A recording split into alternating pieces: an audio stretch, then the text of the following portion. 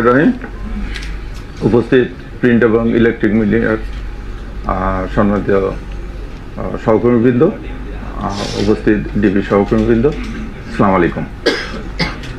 আপনারা অবগত আছেন যে গত 13 নভেম্বর 2025 রাত অনুমান 8 ঘটিকার দিকে হাইকোর্টের সামনে ফুটপাতে দুটো ড্রাম পাওয়া যায়। এই ড্রামে দুটো ড্রামেতে চালের নিচে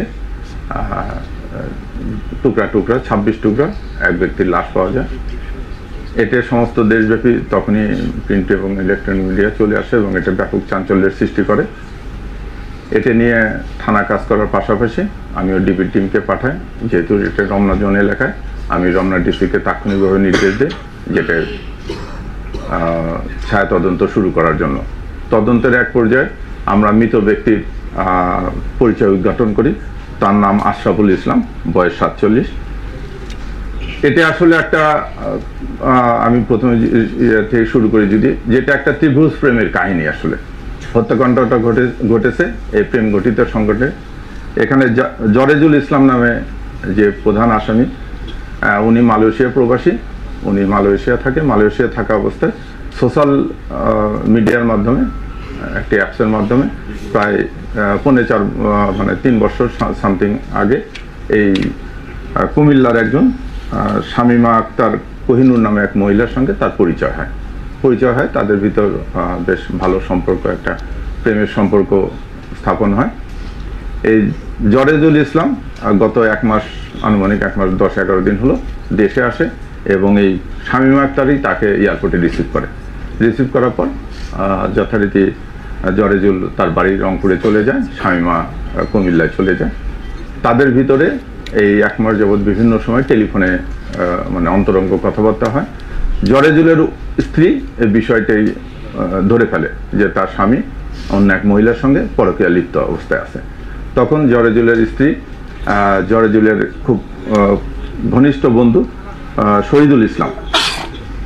আশরাফুল ইসলামের সহায়তা চায় এবং আশরাফুল ইসলামকে এই শামিমা একটা কোহিনুরের নাম্বারটা দিয়ে বলে যে তাকে একটু বুঝান যে সে যেন আমার স্বামীর এখান থেকে এই পথ থেকে চলে আসে, কারণ আমার স্বামীর সন্তান আছে, আমার সংসার আছে।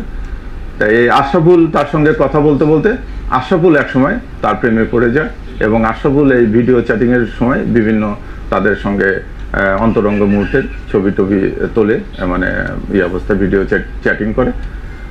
তাই বাই দিস টাইম এই আশরাফুলের সঙ্গে শামিমা আক্তার কোহিনুর করে যে জরেজুলকে জাপান পাঠিয়ে দেবে। চুক্তি হয় যে আশরাফুল জরেজুলকে জাপান পাঠাবে 14 লাখ টাকার বিনিময়ে এবং এই 14 লাখ টাকা 7 লাখ টাকা দেবে এই শামিমা। এই কথা অনুযায়ী তারা বলে যে আমরা এই টাকা নেওয়ার জন্য এবং জাপান যাওয়ার প্রসেস শুরু করার জন্য তার 2 বন্ধুকে জরেজুল এবং আশরাফুলকে থাকবো।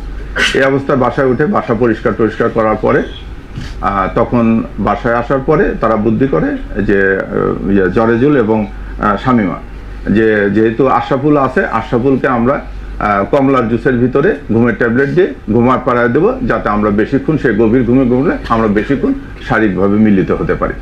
এই পরিকল্পনা অনুযায়ী তারা মাতাগোয়াকে বড় ভাই তুমি তাকে ছোট বোন কেন তোমার সঙ্গে শারীরিক সম্পর্ক জড়াতে যাচ্ছে? তা আশরাফুলও আবার বলে যে না, আমাদের সঙ্গে ঘনিষ্ঠ সম্পর্ক আছে। তারা এরকম তর্কে এক পর্যায়ে জরেজুল অভিমান করে বাসা থেকে বের হয়ে যায় আশরাফুল এবং শামিমাকে রেখে। জরেজুল যাওয়ার সময় আশরাফুল এবং জরেজুলের 2 জনেরই মোবাইল প্রায় দেখতে একই রকম। সে ভুলক্রমে আশরাফুলের মোবাইলটা নিয়ে চলে যায়, জরেজুলের মোবাইলটা থুয়ে যায়। সেই অবস্থায় যে ঘন্টাখানিক খোঁজা করার পরে সে সিদ্ধান্ত নেয় যে সে বাড়িতে চলে যাবে। সে ফোন করতে যেয়ে দেখে যে ফোনটা হচ্ছে আশরাফুলের। আবার সে ফোন নিয়ে আসার জন্য যখন বাসায় ঢুকলে তখন শামিমা বলে যে আশরাফুল ঘুমায় পড়ছে, তুমি আসো ভিতরে। সে ভিতরে যায় বলে যে আচ্ছা ওর গায়ে হাত দিয়ে দেখো যে আশরাফুল আসলে ঘুমায় পড়ছে কিনা। শামিমা যখন আশরাফুলের গায়ে হাত দেয় তখন আশরাফুল আবারও জেগে যায়। একটু তন্দ্রাচ্ছন্ন ছিল বোধহয়। জেগে গেলে পরে সে কি করে বিকৃত রুচিতে শারীরিক সম্পর্ক স্থাপনের জন্য শামিমাকে জোর করতে থাকে। শামিমাও সেটা রাজি হয় না পর্যায়ে